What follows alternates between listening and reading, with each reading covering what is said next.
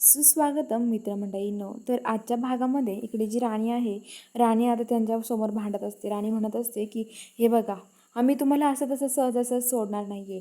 तुम्ही हे सगळं आम्हाला फसवून केलं आहे विक्रांत सर, असं म्हणत असते. तर विक्रांत म्हणतो की हे बघा, तुम्हाला काय हवं आहे? आबा, मी तुम्हाला एक बोलू का? हे बघा, तुम्हाला वाटलं तर तुम्ही घरात राहायला या. तुम्ही आमच्या घरात राहायला या, घरात राहा. आणि जर तुम्हाला एवढं जर वाटत असेल ना की नाही, तुम्ही नुसते घरात राहायला नाही येणार, तर तुम्ही तिकडे फॅक्टरी जी आहे ना, ती फॅक्टरीचं MD मी पुन्हा एकदा इंद्राला करतो. फॅक्टरीचं MD पुन्हा इंद्र होईल. एवढं तर बस ना तुमच्यासाठी. तर आता लगेच हे सगळं ऐकून आता मालतीला बरं वाटतं. पण आता राणी म्हणते की नाही, तुम्हाला काय वाटलं एवढं सगळ्याच्या ते करेल का आम्ही?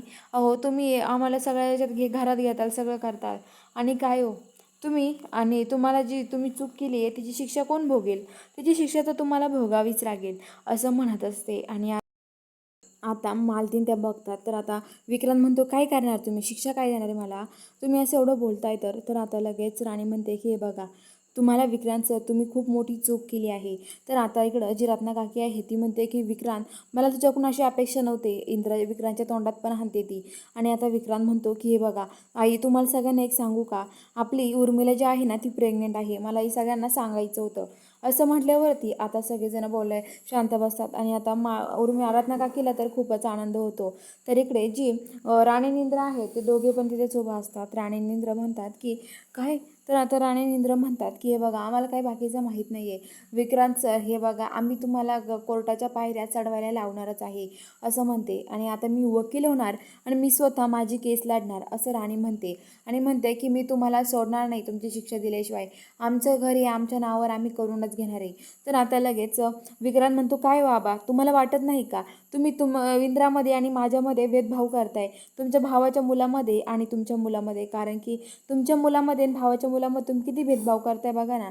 तुम्हाला वाटतंय तुमच्या मुलाच्या नावावर घर असावं, तुमच्या भावाच्या मुलाच्या नावावर असल्याने काय होणार आहे तुम्हाला, असं तो बोलतो विक्रांत. तर आता आबा काहीच बोलत नाही. तर आता लगेच रत्नाकाकी म्हणतात अरे, तुझ्यासाठी इतके दिवस एवढं केलं ना, ते किती झालं बघ ना, किती केलं त्यांनी तुझ्यासाठी एवढे दिवस, आणि आता तू असं बोलतोय का? काही वाटतं का तुला, असं म्हणतात. तर आता लगेच म्हणतो की काय असं का म्हणतोय इंद्र तू? विक्रांत असं बोलू नको, असं रत्नाकाकी म्हणतात. तर आता हे सगळं होतं आणि सगळेजण आता तिथून निघून जातात. आता राणी ते पण त्यांच्या घरी येतात आणि ते पण विक्रांत ते त्यांच्या घरी जातात. तर इकडे जी रत्नाकाकी आहे ती म्हणते उर्मिला, अगं तुला काय खाऊशी वाटतं मला सांग ना. अगं, मला तुम्ही ही आनंदाची बातमी अगोदर का दिली नाही आहे? तू प्रेग्नंट आहेस, मला का सांगितलं नाही? अगं इथं थांब, तू आराम कर जा, तुझ्यासाठी ना खायला बनवून घेऊन येते काहीतरी. तुला काय खाऊशी वाटतं मला सांग, मी घेऊन येते बनवून तुला खायला, असं ती म्हणते. आणि आता ती म्हणते की तुला जे आवडेल ते सांग मला, आराम कर तुझा, एवढं टेन्शन घेऊ नको ह्या दगदगीचं कशाचं, असं म्हणते. आणि आता ती तिथून जाते. तर आता तिकडं रत्नाकाकी स्वयंपाक बनायला लागतात. तर इकडं जी मालती आहे ती राणीला थांबवते आणि म्हणते राणी, मला थांब, तुझ्याशी बोलायचं आहे. हे बघ राणी, तू हे सगळं का केलंस गं? मला तुला एक सांगायचं आहे. हे बघ, तू माझ्यावर जे उपकार केले ना, मी ते आयुष्यभर फेडू शकत नाही. तू माझ्या इंद्राला वाचून जे उपकार केले ना माझ्यावरती, खरंच मी कधीच नाही फेडू शकत राणी. पण हे बघ, मला तू हे जे वागते ना, आपण आपल्या घरी गेलो असतो गं, कशाला तुला उगाच मान सन्मान लागतोय त्या घरामध्ये? तर आता राणी म्हणते अहो, आपल्याला त्या घरात किती अपमान करून घराबाहेर काढून दिलं आणि आपण असं जायचं का त्या घरामध्ये? मला तर नाही जमणार हे असं, असं म्हणत असते राणी.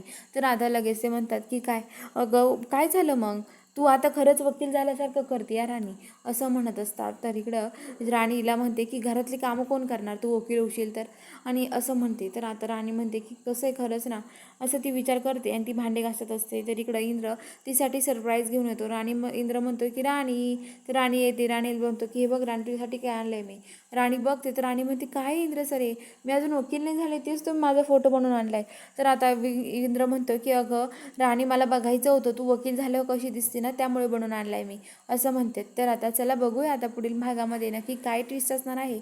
बघायला चॅनलला सबस्क्राईब करा.